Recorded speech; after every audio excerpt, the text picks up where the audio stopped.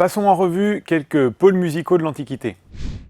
La Mésopotamie est située à peu près sur une zone qui correspond au Moyen-Orient. On est entre le 4e millénaire avant Jésus-Christ et l'arrivée d'Alexandre le Grand dans Babylone en 331 avant Jésus-Christ.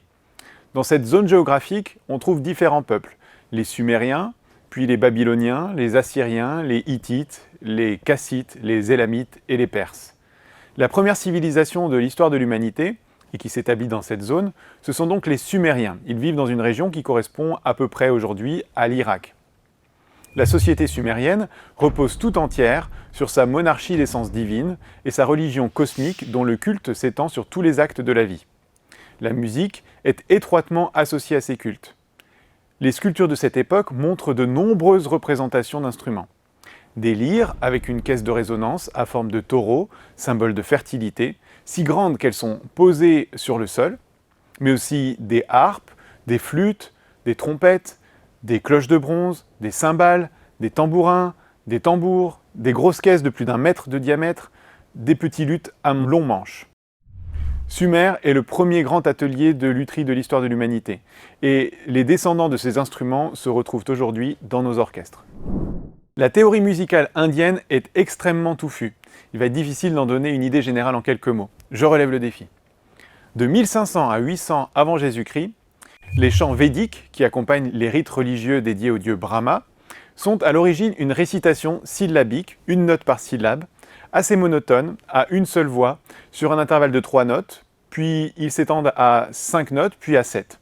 Et c'est dans ce contexte que naissent tout un tas de modes, c'est-à-dire d'échelles, de gammes, avec parfois des micro-intervalles, des intervalles plus petits que notre demi-ton.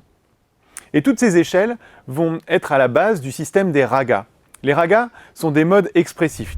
Il y a presque autant de ragas que de sentiments exprimables selon l'heure de la journée, la saison, les paysages, etc. Donc ça donne des centaines et des centaines d'échelles différentes en fonction du nombre de notes dans le mode, 5, 6, 7, etc., de la note de départ, de la note du milieu, de la note d'arrivée, de l'ambitus de la mélodie, etc. La civilisation chinoise est très vieille, et c'est 3000 ans avant Jésus-Christ qu'elle apparaît autour du règne de 5 empereurs légendaires. Comme ailleurs, la musique a une place prépondérante dans les cérémonies religieuses et les fêtes impériales. La musique se place comme reflet du monde et de la vie intérieure de l'homme.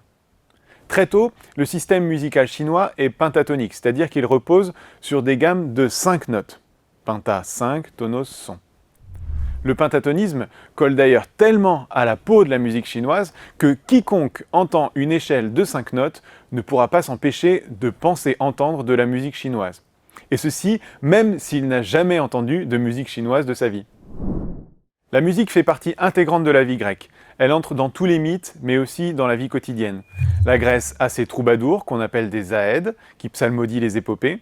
Elle a de grands chants chorales pour les hymnes religieux. Elle a des chansons d'amour accompagnées à la lyre. Elle a ses chansons de banquet. Elle a ses opéras sous la forme de la tragédie, qui est presque entièrement musicale à l'origine, et où se mêlent le chant choral, la danse, la récitation accompagnée et les chants solistes. La Grèce a même son opéra comique avec la comédie antique, qui comporte des danses, des strophes chorales, des petits airs populaires, des parodies de musique grave, des ensembles où le chœur commente avec ironie les actions des personnages qui se chamaillent ou se lamentent. Les instruments favoris des Grecs sont l'aulos, l'ancêtre du hautbois, qui peut être double, avoir 2 tuyaux, et la lyre à 7 cordes. La musique jouit d'un immense prestige pour les théoriciens antiques qui passent un temps fou à disserter et spéculer sur la musique.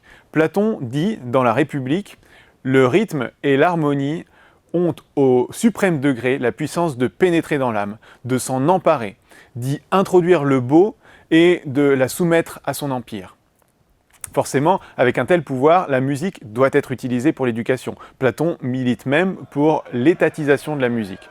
Pour lui, chaque mode, chaque échelle est liée à un ethos, une valeur expressive et morale. Il faut donc jouer certaines échelles, celles qui évoquent des ethos positifs, pour éduquer les jeunes. Toute une partie de l'histoire de la musique européenne va considérer la musique grecque comme un phare, comme une référence absolue, comme le modèle de ce vers quoi il faut tendre. À bien des égards, la musique grecque forme le socle de notre civilisation musicale.